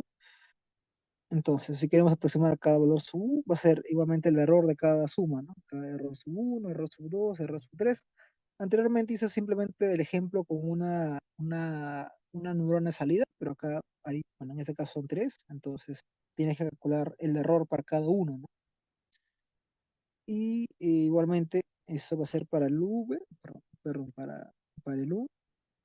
Lo mismo ocurre para el V y para el caso del W, ¿no? Porque ahora tenemos tres conjuntos grandes de pesos, ¿no? De W, que va a estar dado por el conjunto de pesos V, el conjunto de pesos U y el conjunto de pesos W. O sea, el W son los pesos que hay entre los H's, el U son los pesos que hay entre los X y los H's, y el V son los pesos que hay entre los H's y los I's, o los Y's. Por lo tanto, existen tres tipos de actualización, ¿no? En la cual están bueno, recordemos, esto era simplemente como hacer esto, ¿no? El W eran los pesos, ¿ok? Solo que los pesos los estoy dividiendo en tres grandes campos, ¿no? Que van a ser los pesos de los U's que conectan los X con los H, el conjunto de W, en este caso igualmente a casi similar, W, y en el caso de los V's, ¿no? Entonces es eso, ¿no? Y bueno, acá haciendo el cálculo de propagation, te dice que al momento de calcular estas variaciones que hay entre los S y los pesos que hay en las conexiones de los H y los I's, eh, va a ser de la misma forma que utilizar la capa de una red neuronal simple. O sea, no hay más cambio, ¿no? Va a ser bien similar. Igualmente para casos de los E respecto a los U's, también va a ser bien similar. O sea, no cambia. Relación análogo. Bueno, no, perdón. Esto va a ser relación análogo al caso de los W que están aquí. Ok. Igualmente no es para asustarnos esto, porque lo chévere es que ya todo esto ya está programado, ¿no? Entonces no necesito, a no ser que uno quiera, pues, hacerlo a mano, ¿no? O paso por paso. Entonces también, esto como se lo voy a pasar, no sé por qué van a poder. Y bueno, el otro viene a ser el LSTM, el Long Short Term Memory. En lo que hace esto de aquí es bien loco también, a mi punto de vista, porque es un tipo de red neuronal recurrente, pero que es capaz de aprender de dependencias a largo plazo, ¿no? O sea, es como que absorbe más información a largo plazo. Y esto porque lo que hace es combinar cuatro capas que interactúan entre sí, ¿no? Y esto se puede ver aquí, ¿no? Por ejemplo, esto vendría a ser una red neuronal simple, o sea, tenemos los valores de X, entran a la caja, ¿ok?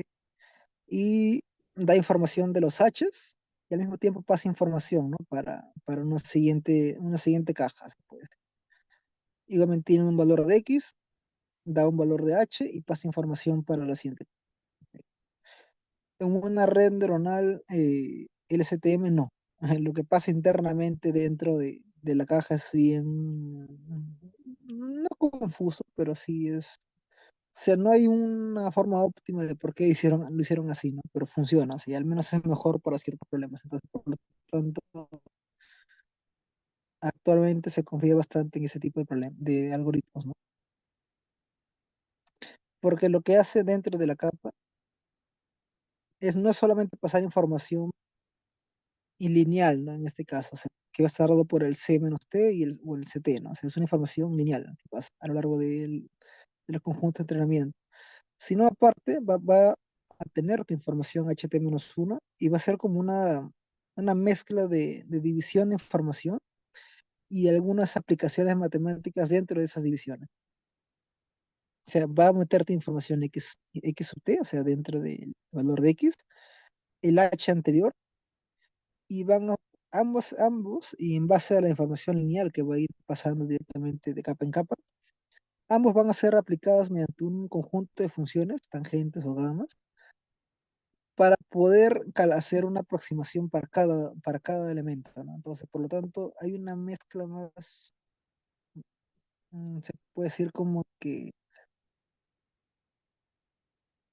hacen como una forma más, no sé, es que no quiero llamarlo matemático, pero hacen como una forma más, no- ni compleja tampoco. Es como si hicieran informaciones en la cual van transformando la información que viene de los datos de entrenamiento y de los H anteriores para dar justamente una forma de combinación que te genere más información. Ese es el objetivo de esto. Y en este site, bueno, en este sitio, van a poder ustedes también tener más información de estos, de cómo es que funciona, para que quiera profundizar más, ¿no? En cómo es que funciona esto de aquí. Y otra cosa que yo voy a hablar va a ser el dropout también, que lo que hace es al momento de hacer el backpropagation, o sea, al momento de hacer el aprendizaje hacia atrás, eh, lo que hace es eliminar ciertas neuronas. Entonces, por lo tanto, y ciertas neuronas aleatorias, en la cual uno lo que hace al final es que los W, o sea, los pesos que hay en esas conexiones de las neuronas quitadas, no se actualizan. Por lo tanto, esto es muy bueno porque te ayuda contra el sobreajuste, ¿no? O sea, que el algoritmo no se asemeje mucho al dato de entrenamiento, sino que aprenda de una cierta forma, pero que no se acerque mucho a los datos de entrenamiento, porque eso puede ser que al momento de hacer predicciones no sea tan bueno. Y bueno, aquí un ratito iré a compartir con ustedes esta parte de aquí, bien práctica. Bueno, aquí es lo que justamente esto de acá es lo que les estaba hablando, que viene a ser entender un poco lo que viene a ser el STM Network. Y aquí ustedes van a poder ver, ¿no? Cómo es que el algoritmo del LSTM va a ir desarrollándose capa por capa, qué cosas son los pesos, justamente los X y los H. Un poco más detallado para quien quisiera tener, bueno, porque no quería alargarme tanto en este tema. Más que todo mi forma, bueno, el objetivo que quería era más entender ese de backpropagation, porque es algo que quizás algunos no lo tengan tan claro, ¿no? Entonces, para mi punto de vista es muy importante porque te permite entender, ¿no? Cómo es que aprenden, ¿no? La red neuronal. Y eso te puede hacer quizás dar más interpretabilidad a tus algoritmos. Bueno, y aquí, bueno, aquí esto también los voy a compartir, así que ahí ustedes van a poder ver cuáles son justamente estas funciones, ¿no? De activación que hay, esas funciones de cálculo también que hay internamente dentro de cada función. ¿Ok? Y bueno, aquí, a ver, un ratito, aquí lo que hice fue un código en el cual hice como una forma de aproximar, o sea, de aproximación a los precios de la papaya, en ese caso en Brasil. Bueno, acá es más directo. Ush.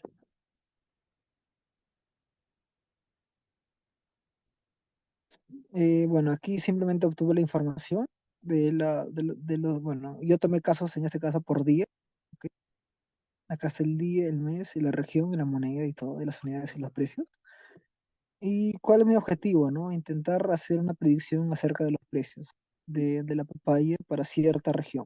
Porque acá yo tengo información, por ejemplo, de la región, de cada región de Brasil que hay, y aparte del producto, ¿no? De todos los tipos de papayas que hay, ¿no? De Formosa y Hawái, tipo 2 a 18. Entonces, hay muchos tipos de papayas y, bueno, en diferentes regiones. Y está los días y los meses, ¿no? ¿Ok? O sea, he tomado por día, por mes y por año. ¿Sí? O sea, diario. He tomado cuánto es el precio diario de cada uno. Entonces, por lo tanto, lo que hago primeramente es, bueno, hacer un análisis de datos inicial, pero no me quería involucrar mucho ahí. Simplemente lo que hice fue hacer bueno, acá hago una transformación en aspectos reales, sé que estaba, por ejemplo, no sé, no estaba en valor numérico, los precios, y lo que hago simplemente es tomar el producto como Formosa, ¿no? Formosa productor, y una región del sur de Bahía. Con eso puedo hacer quizás, bueno, ver si hay por ahí algún valor faltante, entonces lo quito, y bueno, puedo hacer la gráfica de más o menos cómo va el precio, ¿no? A lo largo del tiempo, en el tiempo diario. O sea, cómo es que ha ido creciendo el precio y cómo es que ha ido variando también el precio, ¿no? A lo largo de todo ese tiempo. Entonces, uno puede aproximar que eso puede calcular los errores o la desviación estándar, ¿no? De toda esa serie temporal. Puede hacer aproximaciones mediante algún método estadístico, sí, ¿cierto? Pero vamos a tratar de hacer aproximación en base a una red neuronal simple. Entonces, acá describir datos estadísticos, un poco de EDO, método de series temporales para hacer aproximación. Y aquí es lo importante, ¿no? ¿Por qué? Porque yo voy a tomar mi entrenamiento como un 90%, solamente un 10% para hacer el test de mi modelo. Obviamente acá yo trabajo para el momento de crear mi modelo, ¿no? Trabajo con la parte que quieras, entonces, eh, bueno, acá arriba está lo que vienen a ser las, eh, las librerías necesarias, ¿no? Para poder hacer mi aproximación. Trabajar con un modelo de que era secuencial, bueno, el DENS, que significa que voy a hacer al final para mis valores de salida, van a ser todos conectados, entonces por lo tanto estoy trabajando con una red neuronal simple, ¿ok? Una secuencial, red neuronal simple. Eh, a ver, un ratito. Y bueno, y cuando trabajas con redes neuronales enteras, necesitas hacer tu transformación, ¿no? Para un cierto tipo o sea, tus datos de entrenamiento tienen que tener un cierto tipo de, de forma al momento de ingresar al entrenamiento, ¿no? Que va a estar dado por el conjunto bueno, acá el conjunto de training, de test, ¿no? Acá al momento de hacer las dimensiones, sí, la activación y el conjunto de dimensiones. Que bueno, en este caso va a ser simplemente lineal, entonces no afecta tanto al momento de hacer el algoritmo, simplemente basta con tomar mis valores de mis características, ¿no? Va a ser simplemente uno, entonces no hay problema en ese aspecto. En el siguiente ejemplo van a entender más esa diferencia. Los aplico acá una red neuronal con que es una red neuronal secuencial. Acá utilizo el DENS para ambos, ¿no? Ambos. Para mi red neuronal, mi capa oculta también. Hago mi división de 5, o sea, ¿qué significa? Que cada 5 precios yo voy a predecir el sexto. O sea, eso va a ser mi objetivo. O sea, el I va a ser como, yo voy a tener, ¿no? T más 5. O sea, bajo 5 precios iniciales, yo voy a aproximar, o con esos 5 precios antes, voy a predecir el sexto. Y eso voy a entrenar, ¿no? Voy a hacer entrenamiento. Entonces, por lo tanto, acá va a haber una variación, ¿no? Al algoritmo que habíamos tenido anteriormente. Uno de los tipos, ¿no? Que teníamos anteriormente. Y con eso de ahí, hago mis predicciones para mi modelo. Este algoritmo también les voy a pasar, ¿no? Y al final consigo tener, ¿no? Y ahora estas acá son las métricas. Y al final consigo tener aquí mis, aquí, ¿no? Cómo es que mi algoritmo va, en cierta forma, a tomar esa verdadera predicción, ¿no? De los datos de entrenamiento. Entonces, esto que es importante, sí, es muy bueno, sí. Vamos a ver casos donde quizás no sea tan así. Bueno, acá nos da un R2 de 0,82, por lo tanto, es bien considerado tanto para mi conjunto de test como para mi conjunto de entrenamiento. Los valores son casi similares, 82, 86, por lo tanto, no puede haber quizás un ajuste por ahí, no sé. Quizás sí puede haber una cierta forma acá con el RMSE, porque en el conjunto de entrenamiento hay mucho menor, ¿no? RSME, entonces, por lo tanto, quizás puede ver que se esté asemejando mucho a los datos de entrenamiento, ¿no? Puede ser unas variaciones tal vez. Y eso se puede ver más aquí en este ejemplo, ¿no? De aquí, aplicada a finanzas. Bueno, acá, bueno, acá lo que vamos a aplicar es mi algoritmo a un LSTM, exactamente. Y los datos de entrenamiento lo obtengo de esta carpeta de eFinance. Y bueno, acá, bueno, estos son los errores, como estoy trabajando con regresión, con algoritmos de regresión, entonces, por lo tanto, yo obtengo bueno, todos los tipos de errores que puedo tener, ¿no? Que viene a ser el error cuadrático medio, la raíz del error cuadrático medio, el error absoluto medio y el R2, ¿no? Que lo que mide el R2 es como esa razón que hay entre los errores con el error.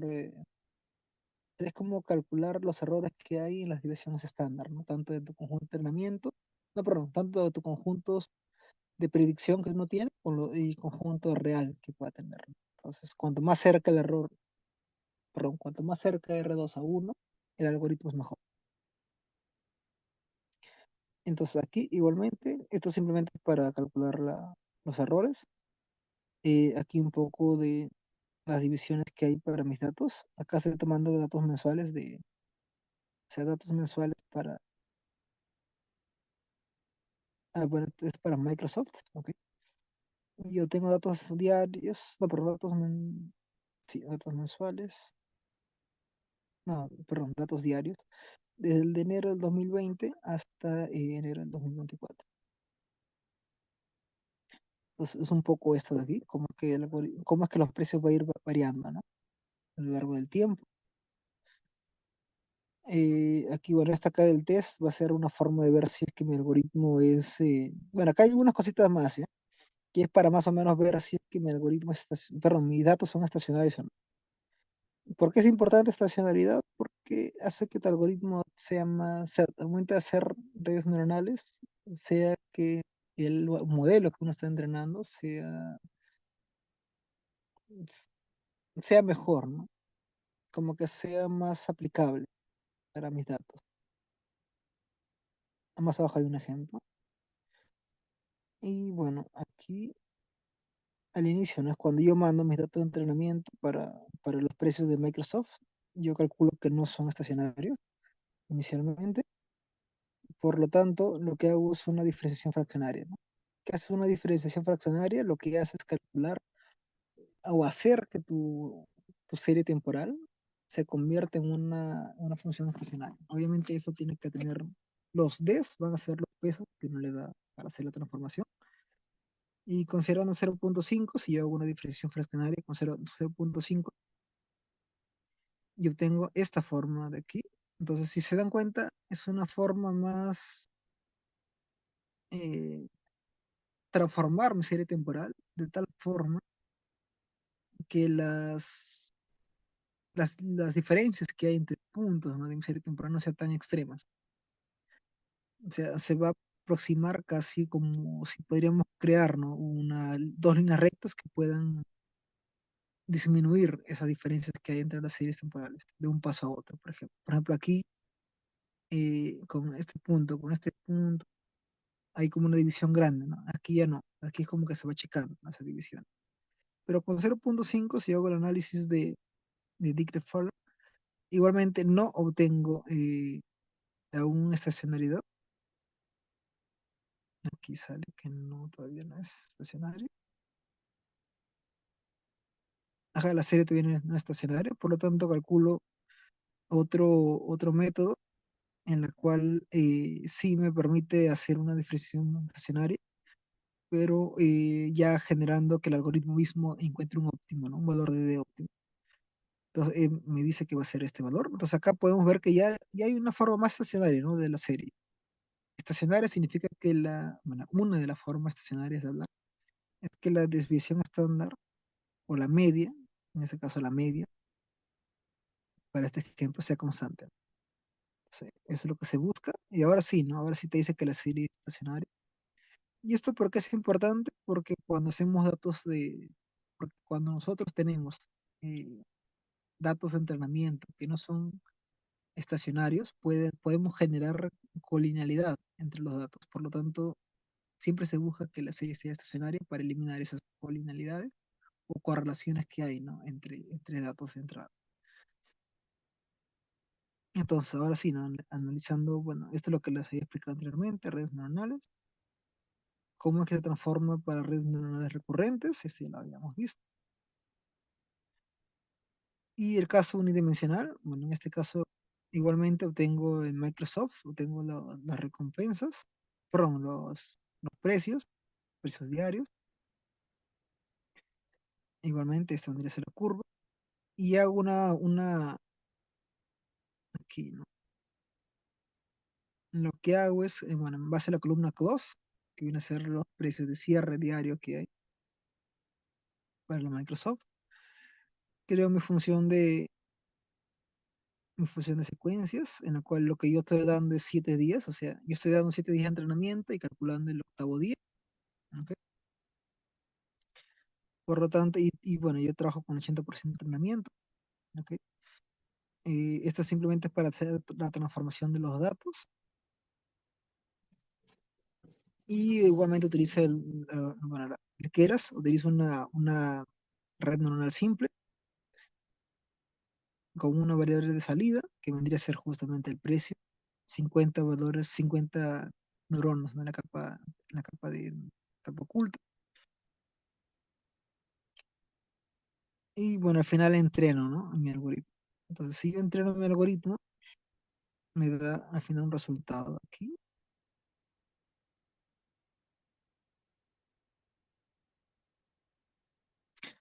Ya. Bueno, acá lo que viene a ser validación cruzada. Recordemos que validación cruzada es para más o menos ver que tu algoritmo realmente está trabajando bien al momento de hacer particiones, ¿no? Como los scaffolds, que son como particiones dentro de tu conjunto de entrenamiento, para que al momento de hacer el entrenamiento test en diferentes conjuntos, ¿no? Porque haces subdivisiones de conjunto de entrenamiento y tomo validación también en el resto del conjunto. Al final te permite calcular un promedio, ¿no? Más o menos de cuánto es tu media de tu RMSE, de tu error cuadrático medio, la raíz de tu error cuadrático medio, por ejemplo. Y uno puede ver si ese error con tus datos iniciales son semejantes o no para ver que tu algoritmo funciona bien, ¿no? Entonces eso es lo que hago aquí y calculo mi error, que vendría a ser 0.10. Y bueno, es parecido, ¿no? El otro sería 0.9, aquí si no me había dado cuenta. Aquí. Sí, acá me salía 0.97, 0.91, el error 0.09, 0.08, o sea, más o menos puede dar hincapié. Obviamente acá este modelo no va a ser tan bueno, ¿por qué? Porque estoy tomando datos diarios. Mayormente siempre es mejor tomar datos por minuto, ¿no? En el caso financiero, ¿ok? Porque tienes mucho más datos, ¿no? Solamente que si no están de acceso libre eso. Entonces, por lo tanto, con eso ya obtengo un valor que digo, sí, puede que sí realmente sea bueno. Y aquí simplemente hago bueno, el gráfico, ¿no?, de cómo más o menos está aproximando. Entonces, vendría a ser la parte azul, datos de entrenamiento, la parte de amarilla va a ser mi predicción del test, Y aparte tomé un subconjunto de validación que viene a ser para ver si es que realmente mi modelo funciona o no, una vez que ya ha sido entrenado muchas veces, ¿no? Y bueno, acá un poco más o menos como que se aproxima, ¿no? Mi conjunto de validación. Y no fue tan, creo que no fue tan bueno. A ver, bueno, esta es la parte gráfica, ¿no? Bueno, a ver, entonces ahora utilizo un LSTM, como hemos visto. Acá igualmente de forma similar, pero ahora mis resultados son, eh, ahora sí son mucho mejor, son 97 de 98, y para para mi validación 0.92. Entonces fue mucho mejor que simplemente tomar una red neuronal simple. Y lo que cambia es aquí, ¿no? Tomo un modelo secuencial y acá adiciono dos capas ocultas con el STM, o sea, conectadas ambas, y al mismo tiempo conectada a una DENS, ¿no? O sea, una neurona que está conectada con todas las capas anteriores. Por lo tanto, estoy creando dos capas ocultas con el STM y ya quedando una red neuronal con el STM. Por lo tanto, me da mucho mejor resultado. Y acá la partera. ¿Ok? Y eso simplemente considerando el casos de una dimensión, ¿ok? Bueno, acá otro tipo para trabajar con Grid Search. Esto es simplemente para calcular, optimizar hiperparámetros, ¿ok? Y el caso multidimensional, ¿no? ¿Cuál es el caso multidimensional? Es cuando uno tiene no solamente datos de los precios, sino los precios obviamente dependen de ciertas variables. Es como tener tus variables X y tus Y's son los precios, ¿no? Ahora, los X, bueno, los valores X, que son tus variables de características, ¿no? De tus precios, lo calculo con esos indicadores financieros, calculo todos mis precios indicadores financieros. Creo que he calculado como algo de 70 y tantos, o menos, 40 y tantos. Y al final tengo todo esto, ¿no? O sea, tengo nuestra matriz inicial, aquí están los indicadores financieros, y lo que queremos es hacer la aproximación a close, ¿no? Que vendría a ser los precios. Y bueno, acá como podemos ver que hay valores faltantes, entonces simplemente elimino los valores faltantes. Acá podemos ver que valores faltantes. Elimino con dropna, elimino, y ahora sí ya no hay valores faltantes. Y con esos valores simplemente igualmente, ¿no? Voy a calcular la predicción de precios. ¿Qué cosa es lo que varía, ¿no? El conjunto de índices, por ejemplo, acá hay varios índices. Y calculo el valor de Y y el valor de X. Ahora, ¿el X qué va a ser? Todas las variables, las características, ¿no? Que son close return, close log return, eh,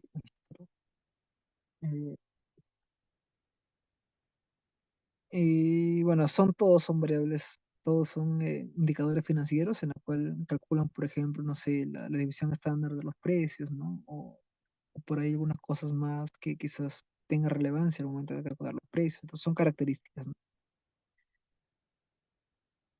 Y al final, bueno, acá simplemente hago las divisiones de las características que yo voy a tomar, transformar ciertas variables quizás a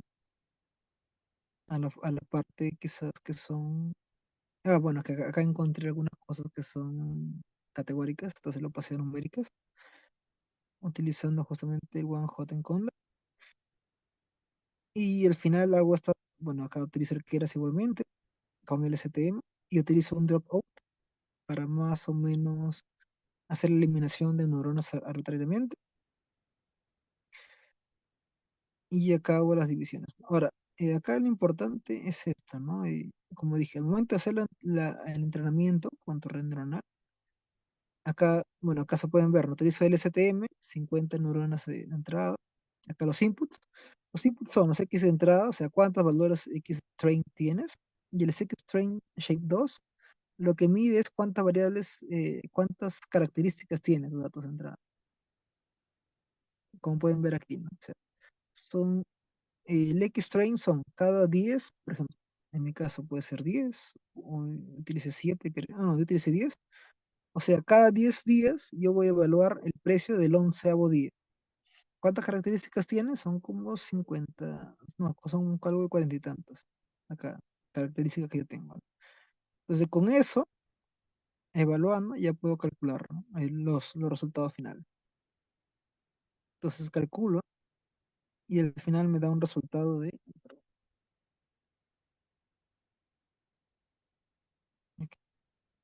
Al final me da un resultado igualmente no tan bueno. Se pueden ver el R2 sale negativo. ¿Eso por qué? Porque te dice pues que el algoritmo no está siendo muy bueno, ¿no? Porque como yo le estoy dando muchos indicadores, yo o sea, esto me dice que se está aproximando demasiado a mis datos de entrenamiento. Por lo tanto, ¿qué cosa es lo que me falta? Quizás meterle más datos de entrenamiento. Porque he trabajado con pocos años también y con bueno, al trabajar con días son pocos datos. Como esto es una deep learning, necesito más datos de entrenamiento. Por eso es que se trabaja más con horas, ¿no? Y bueno, esto vendría a ser, acá simplemente hago mi predicción nada más. Y acá lo que hice simplemente es ver cómo funciona una red, para una regresión lineal.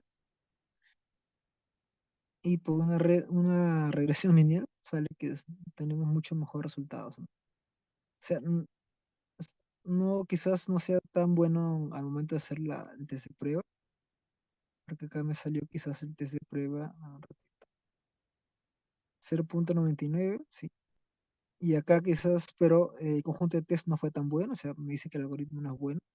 Y una regresión lineal simple para, en este caso, que acá puede ser que sea 99%, 99%, pero lo que vale en sí es el conjunto de validación, o sea, ver si realmente funciona o no, y sale que es 0.34, o sea, al menos es mejor, ¿no?, que el otro modelo. Entonces, por lo tanto, acá quizás no bastaba, ¿no?, trabajar con una LSTM grande, sino una red neuronal simple, perdón, una regresión lineal simple, bastaba, ¿no? Bueno, eso vendría a ser todo. Muchas gracias. Si tienen alguna pregunta, una duda. Bueno, fue algo extenso también. Ya. Pero bueno, quería que, pues, que tenga claro esas partes, ¿no? Así tengo alguna pregunta. Ah, ya tenía.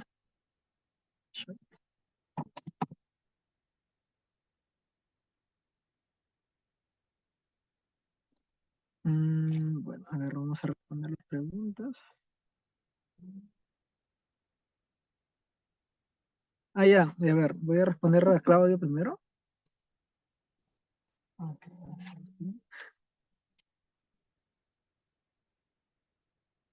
Ah, ¿cómo se define la cantidad de capas?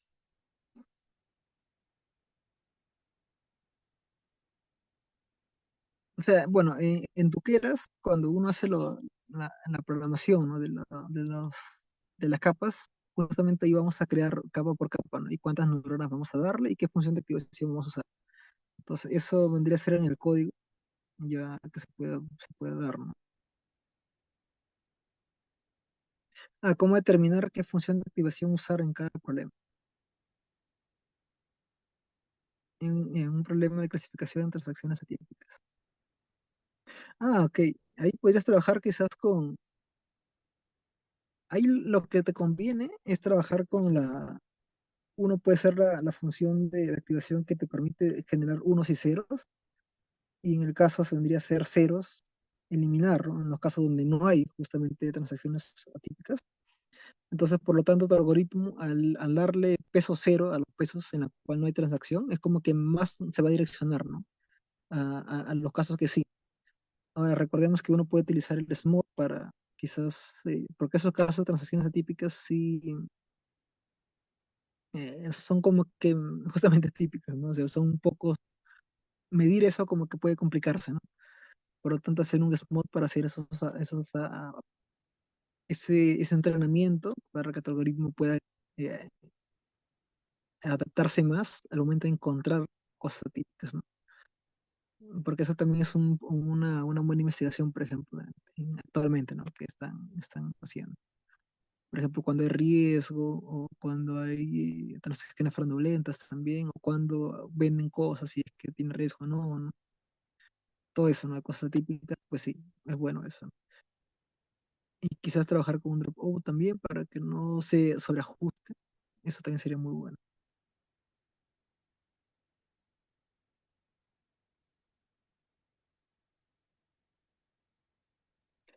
¿Cuál de las variantes de gradientes descendientes más recomendable utilizar? Ah, cuando dices, bueno, las variantes de gradiente descendiente. Bueno, en programación dinámica hay varios tipos, ¿ya? De gradiente descendiente. El que más se acostumbra a utilizar en este caso, justamente es eso de la derivada, tomar el negativo de derivada, porque uno también puede generar vectores aleatorios, ¿no? Y son más como otros vectores, con ese, por ejemplo, puede ser vector gradiente descendiente estocástico, ¿no? Que puede darte un vector, una dirección aleatoria, ¿no? No en dirección, no tan en dirección a la derivada. Entonces, ahí depende mucho que uno también tanto tiempo tiene para resolver problemas, ¿no? Por ejemplo, el SGD, que vendría a ser el vector gradiente descendiente estocástico, puede ser más rápido, ¿no? Para darte ciertas soluciones. Entonces, por lo tanto, sí conviene más eso. Ahora, si tú quieres tener más certeza, puedes utilizar el Adam, por ejemplo. Depende también de la cantidad de datos que puedas tener. Entonces, sí, depende mucho de los problemas, ¿no? De qué tipo de problemas tienes. Porque el Adam a veces como que te puede también dar resultados más rápido. A diferencia del SGD, que puede perder conexiones y puede darte quizás muchos tipos de sus problemas óptimos, ¿no? Y yo creo que puedes encontrar haciendo quizás un grid search con eso. Haz un grid search en la cual evalúas, ¿no? Los tipos de gradientes descendientes que hay y ahí te puede dar para tu problema cuál te convenga, ¿no? Ah, Python, redes neuronales recurrentes, puede ser con PyTorch y con Keras, TensorFlow, ¿no? Yo trabajo más con Keras, con PyTorch ya trabajo poco. PyTorch ya nació un poco después, ¿no? Entonces Keras como que tiene una buena base, yo diría yo, para trabajar con redes neuronales recurrentes y también con convolucionales. Mm,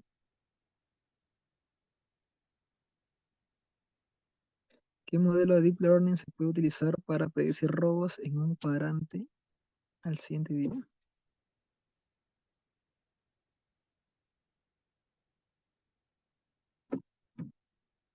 Ah, ya, ok.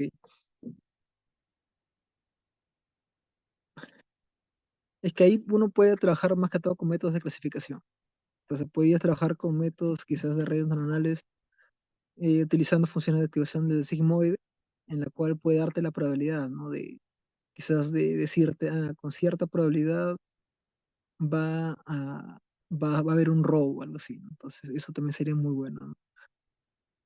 Aparte, porque depende también de los datos que tengas, ¿no? Porque si son continuos, sí, obviamente es mejor trabajar con una red neuronal recurrente con sigmoide, y dirías. Ah, llevamos 2 horas. Ah, sí, sí, sí. 2 horas. En este caso,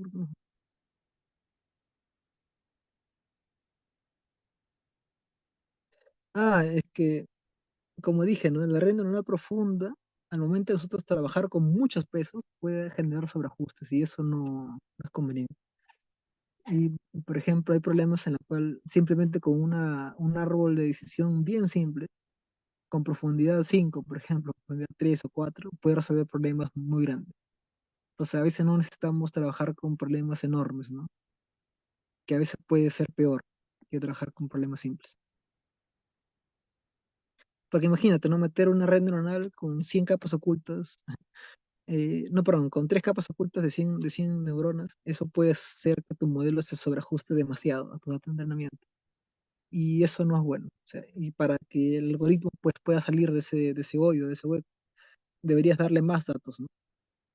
Y si tiene más datos también, porque mayormente a veces no hay, ¿no? Tantos datos para entrenar.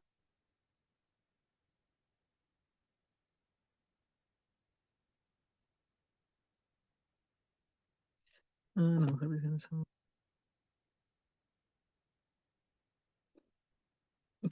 Sí, eso pues lo que hasta ahorita o sea, eso de las mejores predicciones son aplicando redes neuronales, pues eso de las redes neuronales se está haciendo como muy, por eso es que justamente hay un boom, ¿no? Con Deep Learning, porque sí tiene buena aplicabilidad en varios problemas, solamente que el problema que tiene es no es tan interpretable, ¿no? O sea, y eso a veces como que, por ejemplo, los economistas o estadísticos no confían tanto, ¿no? Porque dicen, ah, pero no me muestra, ¿no? Paso a paso lo que yo quiero. Entonces, como que a veces desconfían, ¿no?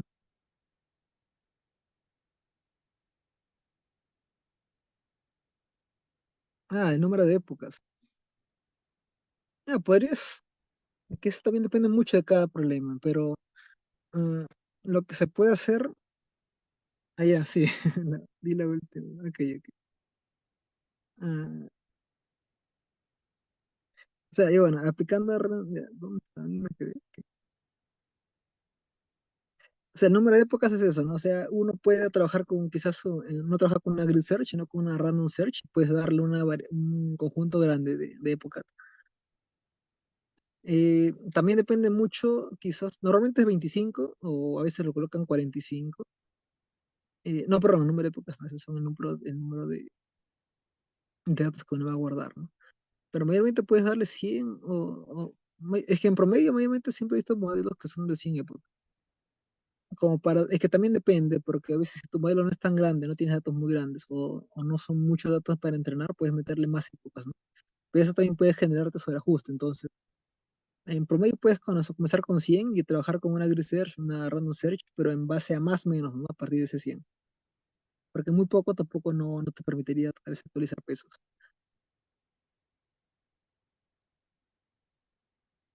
Categorías categóricas con muchos valores únicos. Ah, no, en ese caso, trabajar más que todo, no sé, podrías meterle algún tipo, no que lo transforme en forma matricial, o sea, que no lo transforme en verdadero o falso, o de unos y ceros, porque eso va a ser muy grande, sino darle un peso numérico, ¿no? A cada uno. Y quizás darle un peso numérico con probabilidad que se aproxime al resultado, ¿no? Eso sería bueno. Ah,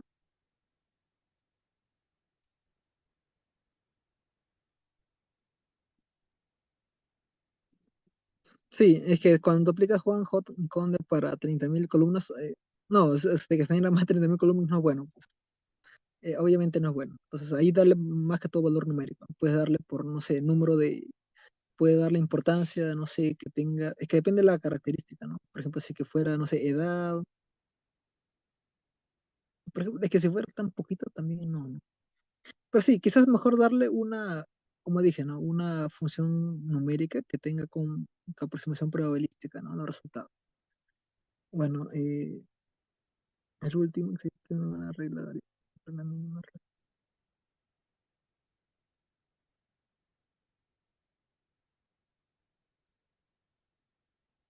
la relación de columnas con las filas, una regla de las dimensiones. Ah, no, es que las filas van a ser tu conjunto de entrenamiento y las columnas son tus variables. Y ahí podrías trabajar quizás con una curva de aprendizaje en la cual puedes ver si es que tu conjunto de entrenamiento son suficientes, ¿no? Para mantener que tus resultados de entrenamiento y de test, o sea, tus errores de entrenamiento y de test sean próximos, ¿no? Porque eso es lo que se busca para decir que tu modelo, pues, aprendió bien, ¿no? Porque si que los errores son muy grandes, la diferencia, ¿no? Son muy grandes entre entrenamiento y test, puede ahí haber un sobreajuste, un subajuste. Entonces una curva de aprendizaje puede ser mejor, ¿no? Para ver hasta qué punto, o sea, porque eso te mide, ¿no? Dato de entrenamiento y errores, entrenamiento y test. Entonces va a llegar un momento de en conjunto de entrenamiento, cuánto necesitas para que los errores sean bien próximos. Por lo tanto, ahí paras, ¿no? Eso vendría a ser tu conjunto, número de filas como que mínima que necesitas para generar un buen modelo. Bueno, eso sería todo. No sé, eso ya creo que... Bueno, muchas gracias. Espero que les haya gustado, al menos la parte matemática, que es la que a mí más me llama la atención. Y yo les voy a compartir también el material. Listo, Ángelo. Muchas gracias por acompañarnos el día de hoy, chicos. Espero que les haya gustado este taller, así que podrán visualizarlo en Facebook, en vivo está actualmente y se queda registrado ahí. Y el día lunes ya está el video en YouTube. Sí, chicos, así que si Les comento que el instructor brinda el curso de Machine Learning para ciencia de datos con Python y el inicio es el 23 de diciembre. Sí, chicos, les voy a enviar la información por el chat de Zoom para que puedan visualizarlo y puedan inscribirse con el 70% de descuento que tenemos a todos los que están conectados, tanto en Facebook como en Zoom, ¿sí? A ver, les voy a enviar el link para que puedan inscribirme. A ver, ya les envié también, ahí está. También está en Facebook, chicos, pueden ir a revisar el número de celular. También no se olviden calificar al instructor, estuve enviando la encuesta de satisfacción, ¿sí? Eso sería todo de mi parte, así que chicos, eh, como les indico, tienen el 70% de descuento para cualquiera de nuestros cursos en vivo, ¿sí? Y eso sería todo por hoy. Muchas gracias, Ángelo. Ok, muchas gracias. Listo. Hasta luego, Un chicos. Buenas noches. Que tengan un un buen buen fin de fin de semana semana. para todos. Gracias. Chao.